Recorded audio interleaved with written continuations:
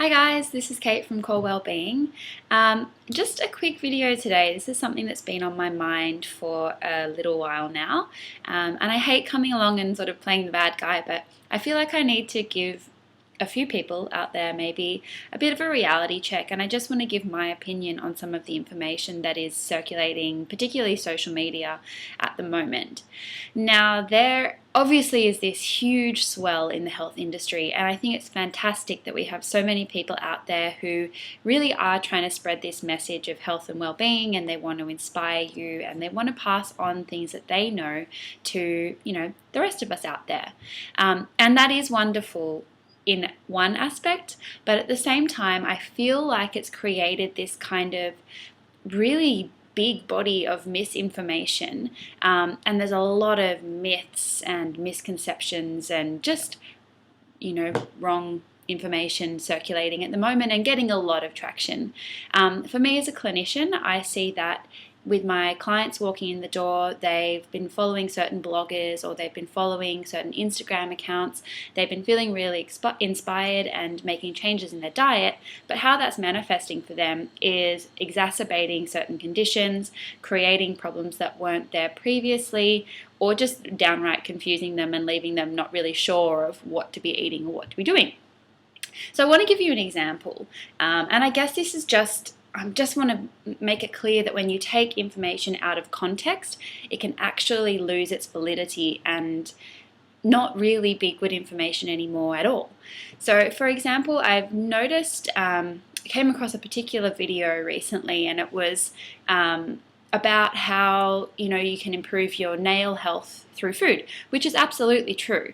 However, I think when you start to break things down, and we see this in magazines and other blog posts as well, so it's not just this isolated video that I saw, but when you start to try and isolate nutrients and then maybe apply them to specific foods and say, oh, eat more of those because that's going to improve your nail health, for example, you can actually end up doing more harm than good. So in this particular video, they were talking about how eating nuts and seeds would help to promote nail health. Now, nuts and seeds do have a good nutrient profile if you're to look at them under a microscope and kind of analyze the breakdown of what's there. But when we translate that into, firstly, the quantity that you'd have to eat in order to get a therapeutic dose of those nutrients, as well as how bioavailable and usable, user-friendly, I suppose, for the body those nutrients are, you get a really different picture. So in order, for example, to be eating, the nuts and seeds in a large enough quantity to get a therapeutic dose of the nutrients that you might want to have as building blocks for your nails, it would be giving you more inflammation, I would expect. I've previously written blog posts about nuts and seeds in particular and the phytates and basically anti-nutrients that they contain, and how obviously that can be avoided through activating nuts and seeds, but that side of the story wasn't specified and often isn't specified in these kinds of blogs and articles. So then you have really well-meaning people out there who want to, make a bit of a change to their health and want to improve the state that they're in, suddenly gorging themselves on things like nuts and seeds. And I'm just using that as an example because it's, there's obviously many different things that people would be talking about, but they could actually be exacerbating the issue.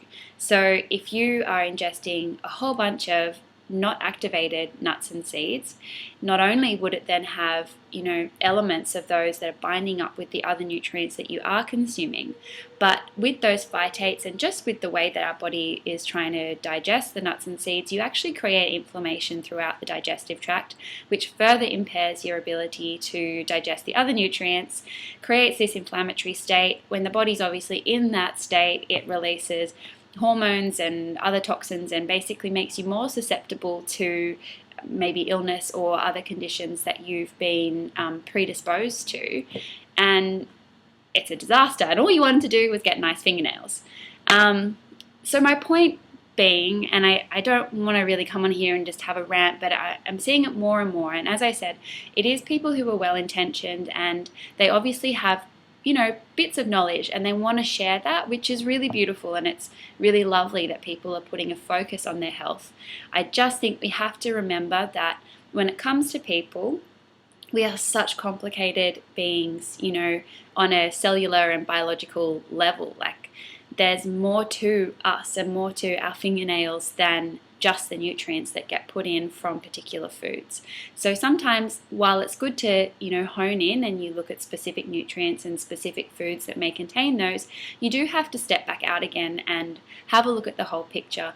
Have a look at someone's constitution. Have a look at, that where they're sourcing those particular foods or how they're eating them, how they're preparing them, and kind of incorporate that into the whole program. I suppose the other thing is when you start to look at those more, and I don't want to say superficial, I don't mean it cosmetically, but superficial as in very external on the body, so skin, hair, nails. If you're having issues with those parts of your body, it's most often an expression of something that is deeper, and no amount of nuts and seeds is going to fix that. So my advice to you would be, take everything that you're hearing in the health and wellness social media world with a grain of salt. See how it resonates with you, see how it fits with your whole picture and your whole health.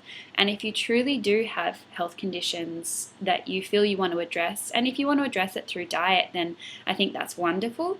But do so under the one-on-one guidance of a healthcare practitioner, someone who's been trained, to a level where they have an understanding of the biochemistry, of the science, and of the whole person as well. So rant over. I hope that made sense to you all. And yeah, I really encourage everyone to continue with their health and wellness journey. I just think sometimes we need to put things back into context rather than isolating it further.